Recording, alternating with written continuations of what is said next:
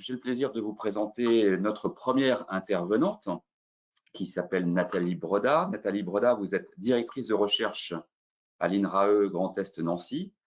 C'est au sein de l'UMR Silva, cette unité qui est rattachée au laboratoire d'excellence Arbre de Nancy. Vous êtes ingénieur forestier de l'école des Barres et vous êtes titulaire d'un doctorat de biologie forestière. Vous avez animé puis dirigé pendant 10 ans le métaprogramme Adaptation de la forêt de l'agriculture au changement climatique à l'INRA et vous avez participé à plusieurs prospectives justement sur cette question de l'adaptation de la forêt au changement climatique, le stockage de carbone de la forêt et les risques multiples en forêt. Vous avez contribué à la rédaction de 2 éditions d'un guide de gestion de crise sylvo-sanitaire en forêt avec l'ONF, le département de la santé des forêts et le RMT à force. Et vous êtes experte sur la quantification de la sécheresse et de ses impacts en forêt. Vous avez d'ailleurs conçu un modèle de bilan hydrique forestier qui est aujourd'hui mis à disposition de l'ensemble des gestionnaires, notamment de l'ONF et du CNPF, des enseignants et des chercheurs, au travers d'un site web dédié qui s'appelle Biljou. Et notamment, on va s'occuper de ce bijou français qui est la forêt. Et on va vous passer la parole, Nathalie, pour tout simplement nous expliquer très concrètement les impacts de ce changement climatique sur la forêt française. Merci, bonjour à tous. Il faudrait me donner les droits pour que je puisse partager mon écran, s'il vous plaît. Très bien. Donc, bonjour à tous. Vous avez introduit votre webinaire ce matin en parlant de contexte de réchauffement climatique et nous allons voir quels sont les impacts déjà observés, déjà analysés et les différentes stratégies d'adaptation qu'on peut proposer. Alors vous parlez de réchauffement climatique. Moi je parle plus régulièrement de changements globaux parce que au-delà des évolutions strictement des facteurs du climat, les chaleurs extrêmes, les précipitations, les sécheresses, tout ça créant des contextes, vous l'avez rappelé, favorables aux incendies, il faut garder à l'esprit aussi que les concentrations au CO2 de l'atmosphère augmentent. C'est d'ailleurs un des forçages du changement climatique. Les dépôts azotés se sont aussi augmentés. Et puis, il y a des changements qui sont liés aux actions des gestionnaires, au changement de pratiques qui peuvent contribuer à une exportation accrue de nutriments ou à une dégradation des sols. Et c'est tout cela ensemble qui va affecter et impacter la forêt. Et une partie de mon travail de recherche consiste justement à décomposer les contributions de chacun de ces facteurs à l'évolution des fonctions des forêts. Juste une diapo pour rappeler ce que les collègues climatologues projettent comme évolution des températures en France dans différents scénarios d'évolution des concentrations, on va dire, de gaz à effet de serre dans l'atmosphère. Dans les 2 scénarios les plus étudiés actuellement, on obtiendrait une augmentation de 1 à 4 degrés selon les évolutions de ce contexte.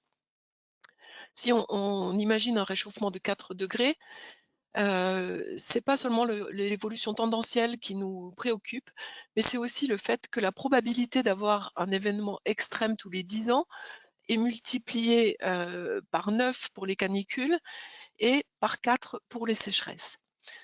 Et c'est particulièrement ces événements extrêmes qui vont être des chocs pour les écosystèmes forestiers contre lesquels l'action de l'homme va devoir se manifester pour aider à atténuer ces chocs. Autre chose, il n'y a pas seulement cette notion de réchauffement climatique un peu tendanciel qu'on voit toujours quand on parle de changement climatique. Ok, les températures vont augmenter selon différentes trajectoires, mais il faut garder aussi en tête, et c'est ça qui est souvent le plus problématique, c'est l'augmentation des événements climatiques extrêmes, c'est-à-dire l'augmentation en fréquence des événements plus froids ou plus chauds, voire extrêmement plus froid, extrêmement plus chaud, et même chose pour les pluies, avec des événements de pluie intenses qui pourraient être plus fréquents. Et le dernier aspect, c'est la variabilité saisonnière et interannuelle du climat qui donne un peu cette impression que finalement, on est un peu perdu et on a l'impression qu'il n'y a plus de saison parce que cette variabilité intrasaisonnière qu'on connaissait avec des saisons très contrastées peut être certaines années modifiée. Alors, pour parler rapidement des impacts déjà visibles sur les forêts, j'ai besoin de faire un petit retour historique sur la crise de santé des forêts dans les années 80, où on a subi des premiers gros dépérissements des forêts qui, à l'époque, étaient attribués par certains à la pollution atmosphérique. Et déjà à cette époque, la presse annonçait la mort de la forêt à l'échelle européenne, aussi bien du côté français que du côté de l'Allemagne. Et à l'occasion de cette crise de dépérissement, eh bien, Michel Becker, un chercheur de mon unité de recherche qui aujourd'hui est retraité, a travaillé sur la croissance des arbres, en particulier du sapin dans les Vosges et dans le Jura. Pour cela, il a carotté un certain nombre d'arbres, c'est-à-dire qu'il a extrait un petit morceau de bois pour analyser les accroissements des arbres, et ceci en remontant dans le passé, puisqu'on peut ainsi faire parler les arbres de leur naissance jusqu'à la dernière année de formation du dernier anneau de croissance. Et en mesurant la largeur de ces anneaux de croissance, ce que Michel Becker a montré, c'est que la sécheresse de 1976 avait provoqué une grosse réduction de croissance qui avait duré jusqu'à 6 années, mais avec une récupération de croissance pour les arbres survivants. Et il a retrouvé par le passé qu'en fait, chaque grande sécheresse intense dans les Vosges, avait provoqué ce même genre de réduction de croissance. Mais le résultat le plus original de ces recherches, c'est que il a aussi, alors qu'il étudiait une crise où on pensait que la forêt était en train de mourir, il a mis en évidence pour la première fois que la forêt n'avait jamais poussé aussi vite depuis un siècle, c'est-à-dire depuis 1850 jusqu'à 1950, la forêt poussait de plus en plus vite. Ce résultat a fait débat dans la communauté scientifique. Elle a été l'objet de nombreuses recherches qui ont confirmé cette tendance pour d'autres essences et partout en Europe. Ici, je montre un autre exemple sur l'épicéa à gauche ou sur le hêtre, toujours dans les Vosges, à droite. Suite à cette mise en évidence, on a eu beaucoup de travaux de recherche qui ont permis de réfléchir aux causes possibles et à essayer de hiérarchiser les facteurs qui ont provoqué finalement cette opportunité pour la forêt de pousser plus vite. Et donc, on a listé un certain nombre de facteurs. Le réchauffement, ça c'est un fait avéré, en particulier lorsque la température peut être limitante, et donc ça c'est le cas en moyenne montagne. L'augmentation de la photosynthèse, d'une part avec la température, mais aussi la concentration au CO2, puisque la photosynthèse consomme du CO2. Quand on booste le CO2, eh bien, on augmente la photosynthèse. Et les dépôts azotés fertilisants avaient aussi amélioré le processus de photosynthèse en augmentant la teneur en azote des feuilles. Des travaux plus récents, ici à l'échelle nationale, ont révélé que ces tendances finalement pouvaient s'inverser, et c'est des choses que l'inventaire forestier national a mis en évidence, en particulier d'abord pour les essences méditerranéennes, le chêne pubescent tout en haut à gauche, ou le pin d'Alep et le pin sylvestre en bas à droite, mais encore des essences comme l'épicéa qui continuaient à montrer une tendance d'augmentation de croissance. Pour les feuillus comme le chêne sicile ou le hêtre, on voyait des inflexions qui commençaient à se manifester. Tout récemment, l'inventaire forestier a présenté les croissances. Ici, j'ai pris l'exemple pour la région Grand Est entre 2006 et 2020. On constate que cet épicéa qui montrait des tendances encore positives il y a une dizaine d'années, eh bien, depuis 2006, cette tendance s'inverse et la croissance diminue. Dans les feuillus, on observe la même chose pour le hêtre, dont la croissance radiale s'écroule. Depuis fin 2018, on nous rapporte des crises sanitaires partout en France, sur beaucoup d'essences, et la presse s'est fait écho de ces dysfonctionnements. On a retrouvé des choses connues, par exemple des mortalités d'épicéa suite aux sécheresses avec l'intervention de bioagresseurs, des scolites, qui sont des agents qui précipitent la mortalité sur des arbres affaiblis par sécheresse. mais on a aussi peut-être touché certains points qu'on appelle de basculement, c'est-à-dire des situations qui nous semblent, qui pourraient être irréversibles.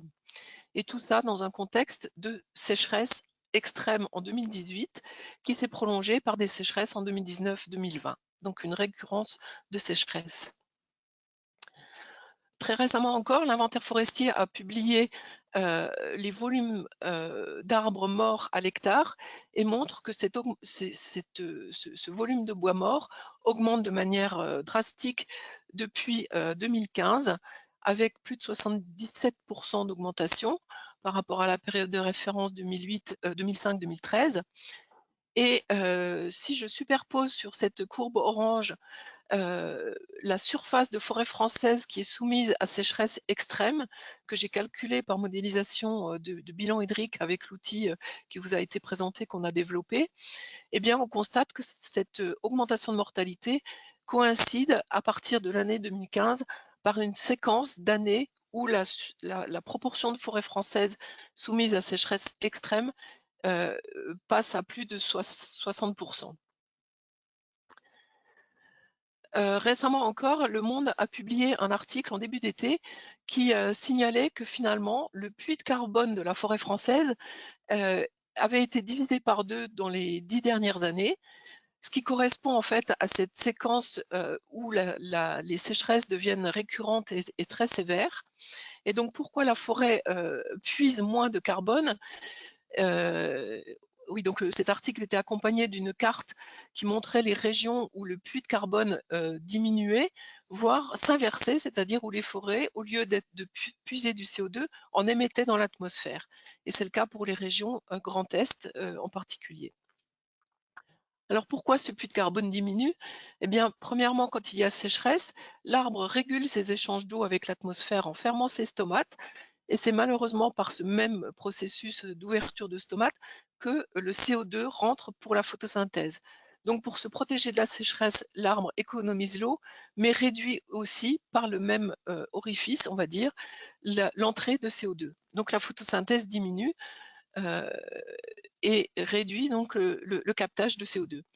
Parallèlement, comme on a eu beaucoup de mortalité, on a déstocké des surfaces très importantes de forêt en récoltant des arbres morts ou très dépérissants. Donc j'en viens pour terminer sur 2 diapositives sur l'adaptation. Qu'est-ce que l'adaptation? L'idée, c'est d'aider la forêt et l'ensemble du secteur forêt-bois, en fait, à faire des actions de manière à ce que cette forêt continue à stocker du CO2. Et pour ça, il faut qu'elle soit en relativement bonne santé, que les arbres soient vivants et qu'on ait des systèmes qui soient durables. Donc ici, une définition que j'apprécie de l'adaptation, c'est à la fois des actions et des processus parce que ce ne sont pas des coups de baguette magiques, c'est des choses à concevoir dans le long terme qui sont mises en œuvre par une organisation sociale.